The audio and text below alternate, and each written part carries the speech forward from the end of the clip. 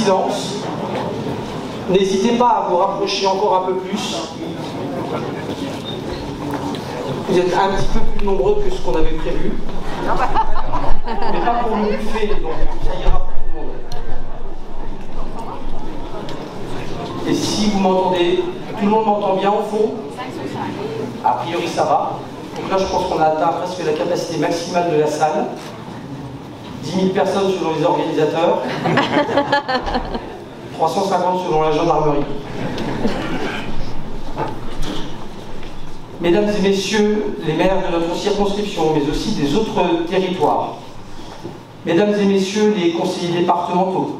J'en profite pour remercier Patricia Gourmand qui représente le conseil départemental.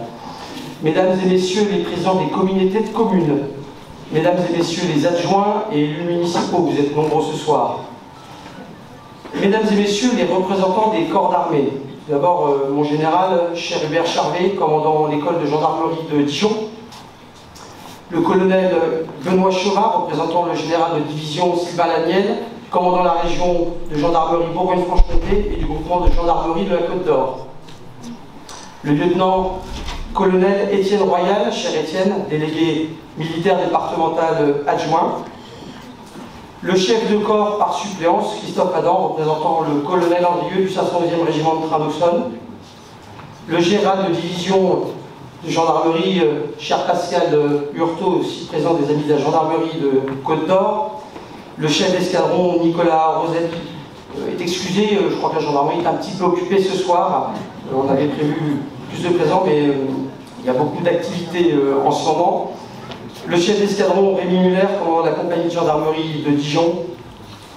Le lieutenant Samuel Rota, chef du CIRFA de l'armée de terre.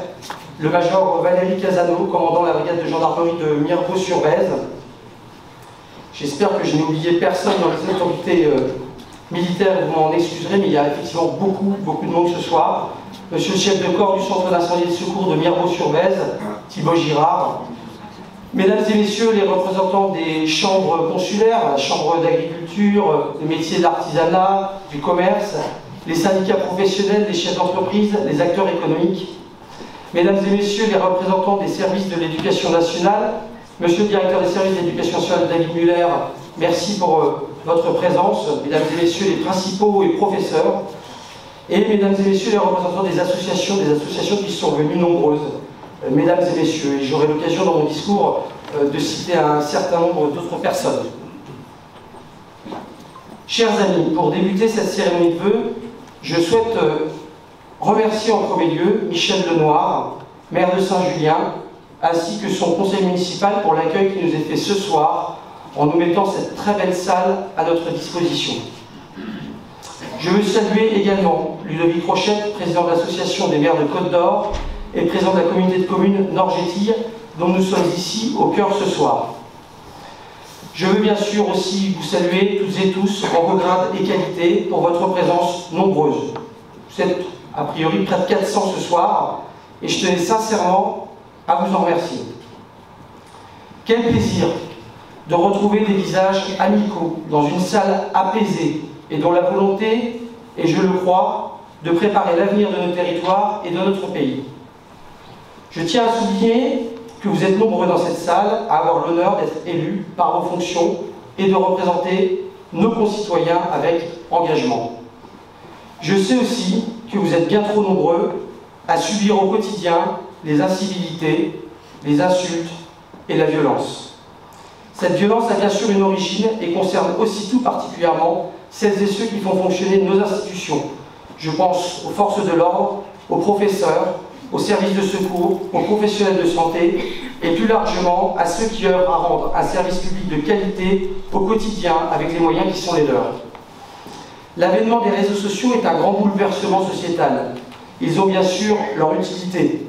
Ils permettent de créer et de maintenir des liens entre les individus, d'abolir les frontières et la distance. Ils facilitent l'innovation et permettent de mettre en lumière certains sujets sociétaux. Mais ils sont aussi le vecteur de violence, le vecteur de la banalisation de l'insulte, de la diffusion de fake news relayées par une sphère complotiste bien organisée. Une sphère délétère soutenue par les extrêmes et par des ingérences qui tentent de déstabiliser notre démocratie. Certains responsables politiques, eux-mêmes élus, ont une grande part de responsabilité dans la banalisation de cette violence au travers de leurs paroles publiques. Nous ne pouvons accepter que ceux qui s'engagent pour la République, qui sacrifient souvent leur vie personnelle au service des autres, soient la cible de ces attaques violentes, quasi systématiquement sous couvert d'anonymat. Le gouvernement et le Parlement ont bien pris conscience de ce poison. Nous avons adopté des textes visant à lutter contre la haine en ligne et à protéger davantage nos élus. Je crois qu'il nous faudra aller plus loin aussi pour protéger les plus jeunes qui sont trop exposés aux écrans.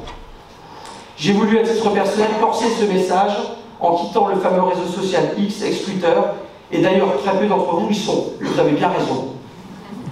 Anne Hidalgo, avec laquelle je ne partage pas le café chaque matin, avait qualifié Twitter de vaste égout mondial avant d'y suspendre son activité. Je partage largement ce constat. Ce n'est pas avec des petites phrases bien tournées que l'on explique le sens d'une politique ou que l'on comprend la situation que vivent au quotidien les Français. Je pense plus utile d'être ici, à vos côtés, ou dans les nombreux déplacements que j'effectue sur le terrain, en contact direct avec nos concitoyens dans les 76 communes de la circonscription. 76.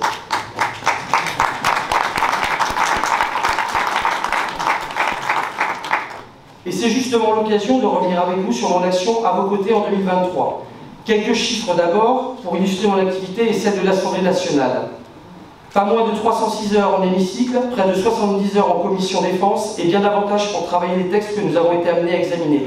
Ils ont été nombreux, 16 projets de loi, 10 propositions de loi, près de 20 000 amendements déposés. À titre personnel, je suis fier d'avoir, à l'occasion de la présentation du budget, pu défendre avec force les moyens financiers dédiés à nos chambres d'agriculture. J'ai pu trouver le soutien d'une 60aine de collègues dans cette démarche.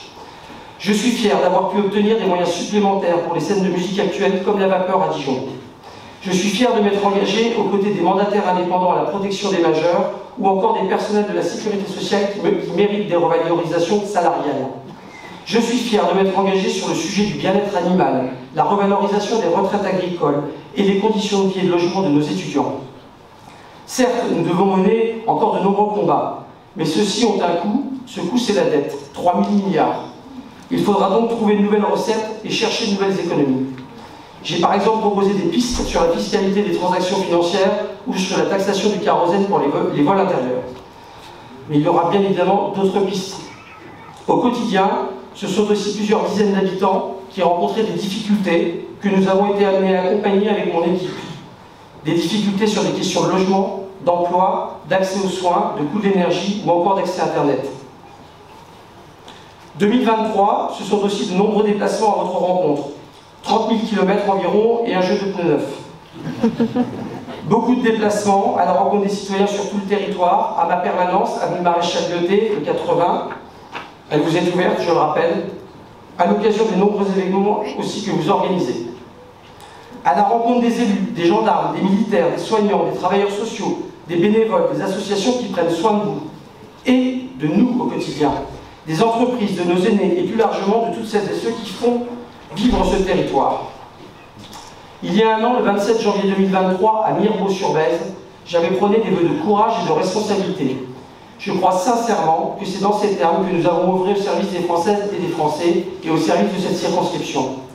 Oui, il a fallu de la détermination pour porter une réforme des retraites, certes impopulaire, certes imparfaite, mais nécessaire pour assurer un niveau de pension correct pour tous les Français dans les années à venir. Je suis viscéralement attaché à notre système de retraite par répartition. Les autres solutions auront entraîné une hausse des cotisations pour les Français, dont le pouvoir d'achat a été érodé par l'inflation, et le système par capitalisation ne permet qu'aux plus aisés de pouvoir s'assurer un revenu suffisant après tant d'années de travail. Oui, il a fallu un sens aigu du compromis, un compromis douloureux pour voter en faveur d'une loi immigration dont on savait qu'un tiers des articles ne seraient pas constitutionnels.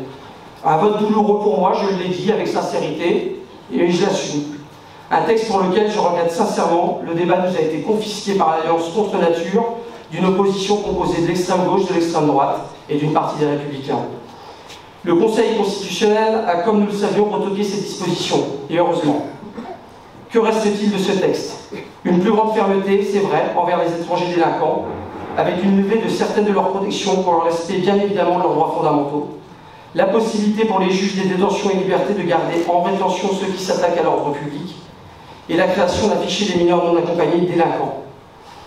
Et aussi une plus grande exigence pour celles et ceux qui demandent un titre de séjour. Ils devront maîtriser le français et adhérer aux principes de la République. Une plus grande efficacité dans les prises de décision pour les demandeurs d'asile, mais également pour ceux qui n'ont pas vocation à rester sur le territoire national et qui sont porteurs d'une OQTF, obligation de quitter le territoire français. Ce texte, il a aussi permis, on le dit trop peu, de nouveaux droits. L'interdiction de placer des mineurs dans des centres de rétention administrative.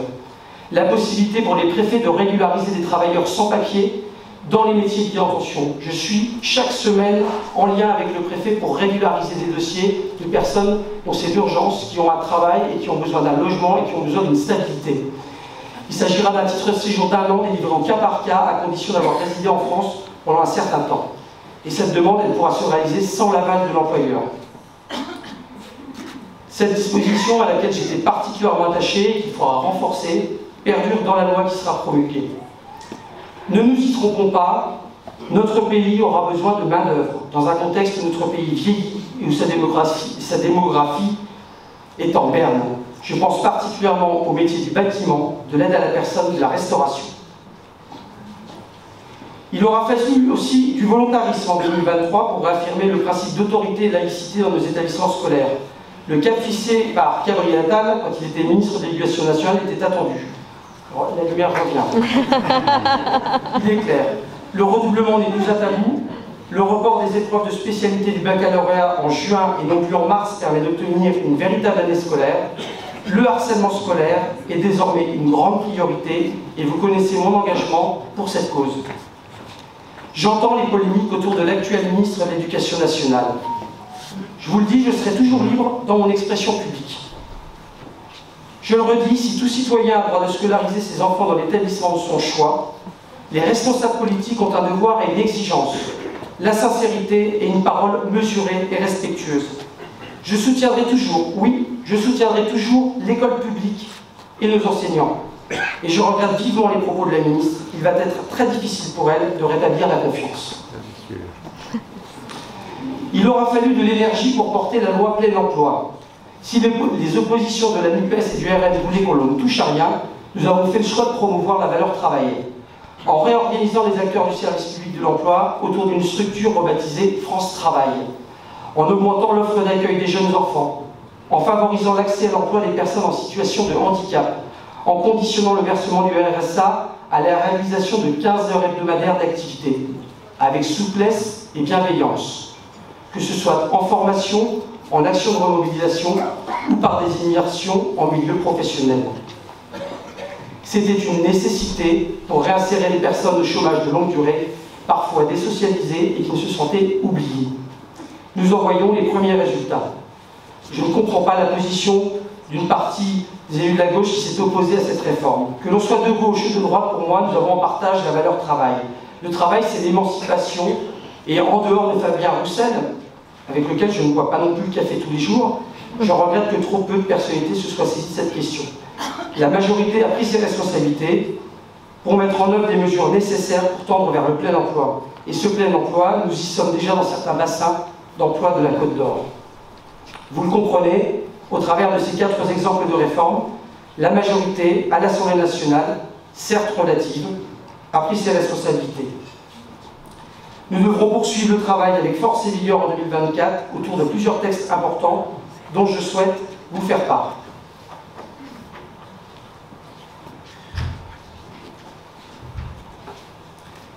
Je l'ai dit, vous êtes nombreux, maires, élus locaux présents ce soir, et je sais pour échanger régulièrement avec vous l'attention particulière que vous portez au futur projet de loi de décentralisation. Ce projet est nécessaire, il est indispensable, tant le sentiment de dépossession de la décision à l'échelle communale et intercommunale est important. Bien sûr, il faut des cadres législatifs, mais nous avons aussi besoin de décentraliser et davantage d'autonomie pour nos territoires. C'est notamment le cas en ce qui concerne la politique du logement et la maîtrise du foncier, où la compétence doit revenir pleinement à l'échelon local. Les grandes incantations dictées depuis Paris sont souvent mal adaptées, tant nos spécificités sont nombreuses. Toujours libre de mes propos, je redis mon regret de ne pas avoir vu un ministre du Logement en plein exercice. Le logement est un enjeu crucial dans le contexte que nous connaissons. La hausse des taux d'intérêt bancaires et l'augmentation des coûts des matières premières et de l'énergie mettent un coup d'arrêt à la construction de logements partout en France. Chacun doit pouvoir avoir le choix de vivre dans le territoire qu'il a choisi, en ville, en périurbain, en rural.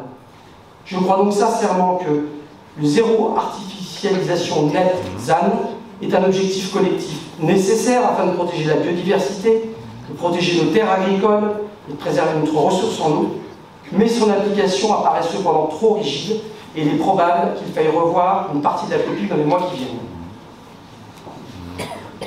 Nous devrons aussi porter en 2024 une loi sur la fin de vie. C'est un sujet difficile à aborder tant il peut diviser la société et il arrive souvent qu'au sein d'une même famille, les avis divergent. C'est aussi un sujet qui touche à l'intime. Combien d'entre nous, ici, ont vécu ces moments ô combien douloureux et difficiles, face à l'incurable, face à la douleur, face à la mort.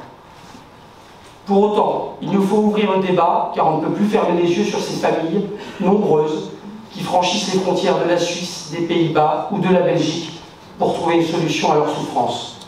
Nous devons définir un modèle à la française. Et il faudra évidemment aborder la question des soins palliatifs. Dans le domaine de l'économie et de l'emploi, nous engagerons un nouveau choc de simplification pour les entreprises. Pas que, c'est demandé aussi par les agriculteurs, mais j'y reviendrai après. Les normes, les règles, les contraintes sont encore trop nombreuses et on oublie souvent de le dire, mais elles sont également coûteuses pour l'État. Nous devrons aboutir à un texte où l'administration française ne serait plus face à ces entreprises, mais au contraire à ses côtés, où l'administration française serait davantage dans l'accompagnement. Pour poursuivre, je souhaite aborder aussi le sujet du pouvoir d'achat. Il est comme l'an dernier, mis à dure épreuve, en raison d'une inflation qui reste à un niveau trop élevé. Mais je tiens à rappeler qu'en la matière, nous ne sommes pas restés les bras croisés. La loi de finances 2024 comprend de nombreuses mesures pour soutenir votre porte-monnaie et ainsi soutenir l'économie du pays. Permettez-moi d'en citer quelques-unes car elles sont trop souvent méconnues ou trop souvent citées. L'augmentation du SMIC, revalorisée 2 fois par an. L'augmentation des pensions de retraite de 5,3% au 1er janvier. Il en va de même pour le RSA et l'allocation adulte handicapé. Il en va de même pour le RSA et l'allocation adulte handicapé qui augmenteront de 4,6% au 1er avril.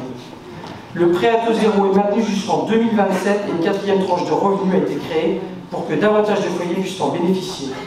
Sans parler de la création de ma prime adapte qui vient en aide aux seniors vivant à domicile et dont les conditions de ressources sont faibles. Je souhaite ce soir, rassurez-vous, bientôt terminé, mais je souhaite vous évoquer 2 dossiers importants pour moi, dans le travail que je mène. J'aurai l'occasion de m'engager sur 2 dossiers les mois à venir. D'abord, comme membre de la Commission Défense et Forces Armées à l'Assemblée nationale, j'ai été désigné rapporteur d'une mission d'information intitulée « L'après-Orion, faire face aux crises de demain ». L'objectif de la mission est de proposer des pistes de travail pour préparer la France à aborder les différentes phases d'un conflit mondial de haute intensité et donc d'identifier les fragilités et les forces de nos armées. Je remettrai ce rapport au gouvernement d'ici début mai. Il sera la résultante de nombreuses auditions de différents responsables militaires et gouvernementaux. L'occasion est ainsi donnée ce soir de remercier le travail exemplaire des femmes et des hommes qui constituent les corps d'armée. Et vous êtes plusieurs représentants ce soir. Je n'oublie évidemment pas ceux qui ont servi et que je croise très régulièrement aux cérémonies, nos anciens combattants. L'année 2023 ne vous a pas épargné.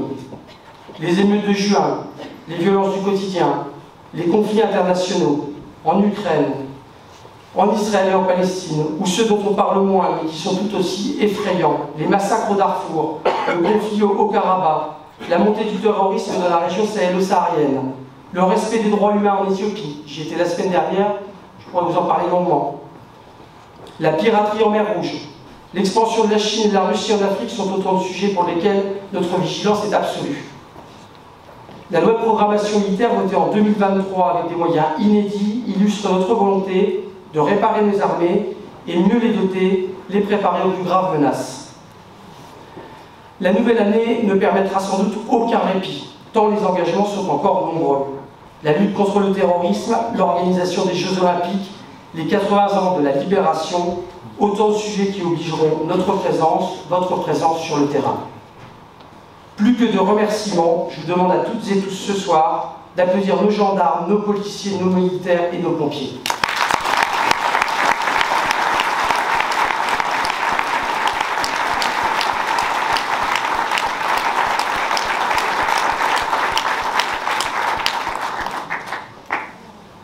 Je veux aussi dire merci à tous les bénévoles associatifs. Ils sont nombreux ce soir.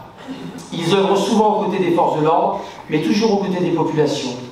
Des associations dont l'humanité, la générosité, la force de l'engagement sont exemplaires. Je pense à la protection civile qui fait un travail formidable et qui l'a prouvé pendant le Covid et également au début du conflit entre l'Ukraine et la Russie.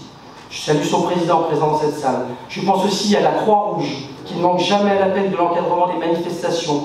Je pense à la Banque alimentaire qui fait elle aussi un travail considérable aux côtés des plus démunis et avec l'aide des autres associations caritatives. Je salue aussi son président ici présent. Je n'oublie pas les Restos du Cœur, l'entraide de Pontaillé ou les associations œuvrant pour l'inclusion et le handicap, chère Dominique, chère Stéphanie. Autre dossier dans lequel je vais m'engager en 2024 avec force et vigueur et dont l'actualité résonne particulièrement en ce moment, ce soir. Des déclarations du Premier ministre qui sont tombées, j'ai pas eu le temps d'en prendre totalement connaissance, mais on connaît quand même un peu la ligne. Je salue la présence de nombreux responsables agricoles ici ce soir, responsables syndicaux. Le président de la Chambre, Vincent Lavie, s'est excusé, je crois qu'il est sur France 3 ce soir. Je remercie François Depuy, qui a été mon directeur lorsque j'ai été conseiller foncier à la Chambre d'agriculture. Dijon Céréales, aussi un partenaire incontournable, et son directeur Christophe Richardot, et son président Didier Deloire, qui s'excuse. Pascal Gauthier, enseignant au lycée agricole de Quetigny, où j'ai été aussi étudiant. Parlez de moi quelques secondes. Il y a urgence pour notre agriculture. Ces femmes et ces hommes, paysans, agriculteurs, qui incarnent notre patrimoine, notre identité, notre ADN, sont en plein doute, en pleine inquiétude. Vous le savez, mon engagement pour l'agriculture, enraciné dans la réalité de cette circonscription, au cœur de la ferme France, me conforte dans la conviction profonde d'agir avec responsabilité et d'interpeller le gouvernement quand cela est nécessaire. Je l'ai dit hier, d'autres fois, la situation, elle est grave. Le report du pacte d'orientation pour le renouvellement des générations en agriculture suscite des inquiétudes légitimes. Les agriculteurs n'en peuvent plus. Ils ont besoin de retrouver de la visibilité et de la confiance dans l'avenir. Je le redis aussi, il faut cesser de surtransposer au niveau national les normes européennes. On surtranspose trop, on légifère trop en France. Il nous le rappelle aujourd'hui dans un vaste mouvement d'une contestation dure mais légitime. L'importation de nombreux produits en provenance des pays où les normes sanitaires et environnementales sont trop peu exigeantes est une concurrence déloyale, insupportable. Notre production agricole biologique, elle aussi, subit plein fouet l'inflation et un manque de soutien financier de pouvoir public. Je ne parle pas de la situation de l'élevage pour la viande, pour le lait, qui est tourmenté par le prix et le manque d'attractivité pour reprendre les exploitations. Comment assurer au mieux le renouvellement des générations et transmettre les exploitations en attirant les jeunes générations, alors que le travail paye peu ou trop peu? J'espère que des mesures d'exception pour soutenir le secteur agricole seront prises. J'en ai évoqué certaines sur la taxation du gasoil non routier ou sur l'autorisation de produits phytosanitaires. Je sais qu'il y a en France des fois des débats sur le phytosanitaire, mais je cite toujours un exemple qui est la production de la moutarde. Si on perd le dernier produit pour protéger la moutarde de certains insectes, on perdra notre filière moutarde. Et toutes ces cultures comme la fraise ou comme d'autres, qui sont typiques à nos régions, pas la fraise, mais j'ai des collègues ça les inquiète, ou la cerise, eh bien on perdra beaucoup de choses. Notre agriculture française, elle est exceptionnelle par sa qualité et son haut niveau de sécurité sanitaire. Nous lui devons beaucoup. Les aléas, les intempéries, la pression sanitaire, les sécheresses et la gestion de l'eau, qui nécessitent un débat apaisé, pour un partage équitable et durable, sont autant de difficultés auxquelles font face quotidiennement les agriculteurs. Et pourtant, ils savent s'adapter, innover et être agiles. Pour les épauler, je fais un peu de pub, les chambres d'agriculture, véritable bras armé du monde agricole, elles doivent disposer de moyens nécessaires pour les accompagner et être intégralement associées aux décisions. N'oublions pas non plus l'ensemble des organismes professionnels agricoles, les coopératives, les syndicats et toutes celles et ceux qui agissent en amont et en aval et qui forment un écosystème en interaction permanente. Pour l'instant, jusqu'à présent, je n'avais râlé sur personne. Mais il fallait quand même que je dise un petit mot, parce que certaines régions ne facilitent pas suffisamment le développement des projets de diversification agricole, comme la méthanisation ou l'accompagnement à la mise en place de réserves d'eau. Je crois d'ailleurs que la présidente de région me reproche un certain nombre de choses. D'être présent aux côtés des agriculteurs quand ils manifestent, de lui dire qu'elle ne soutient pas les projets de méthanisation ou de réserves d'eau. J'ai pourtant lu ce qu'elle disait dans le journal, mais je crois qu'elle doit mieux écouter nos agriculteurs et prendre un certain nombre de décisions pour l'agriculture au-delà des dogmes. Il faut apporter des solutions. Il ne faut pas non plus céder aux injonctions populistes qui ne visent qu'à la récupération politique. Nous avons la possibilité dans les prochaines semaines de façonner un cadre législatif qui ne se contente pas uniquement de répondre aux besoins actuels, mais qui prévoit également un avenir agricole résilient, équitable et efficace. Nous sommes à un tournant décisif et je l'espère, le Premier ministre arrivera à déployer un certain nombre de solutions, mais il y aura les solutions d'urgence et les solutions qui passeront par, pour reprendre l'expression, un réarmement agricole total. En conclusion, et là c'est vraiment, je vous promets, j'ai presque terminé, c'est l'occasion de leur dire qu'ils peuvent commencer à servir les verres. Je me dois de remercier plusieurs personnes. Alors, je vous ai déjà toutes et tous remerciés. Je cherche Pascal, je ne sais pas s'il est là, Pascal, mon suppléant. Il est là, oui, j'ai mis le poste de. Voilà. Donc, Pascal, tu peux un peu t'approcher, je ne sais pas si c'est le Garou, mais tu peux monter aussi. Je te remercie parce que Pascal, il est suppléant. Il ne bénéficie pas de l'augmentation de l'enveloppe parlementaire dont on a parlé ces derniers jours. Il fait beaucoup de kilomètres, il me remplace dès qu'il le peut, donc moi j'ai souhaité que mon suppléant il ait un rôle, il soit présent. D'ailleurs j'aimerais bien qu'on donne un vrai rôle au suppléant dans le sens législatif, on en reparlera plus tard, mais en tout cas merci Pascal pour ta présence et ta disponibilité.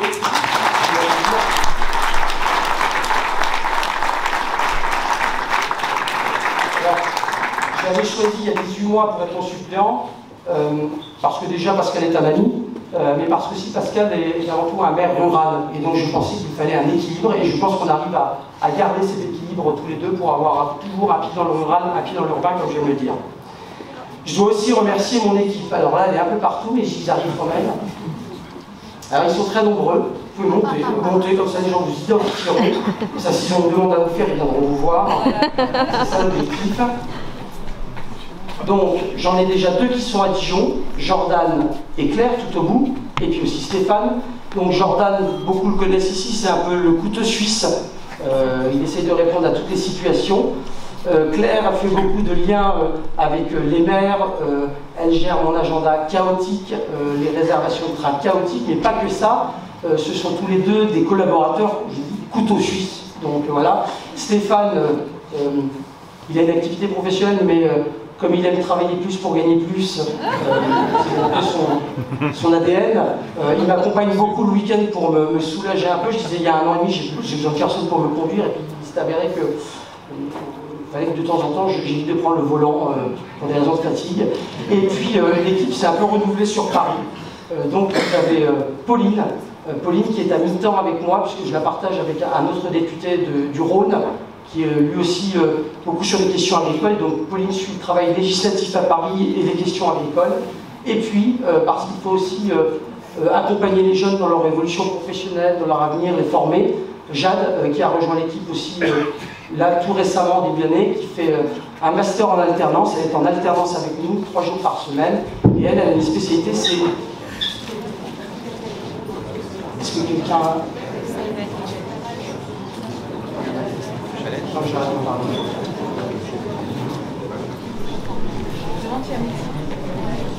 Est-ce qu'on a un médecin dans la salle?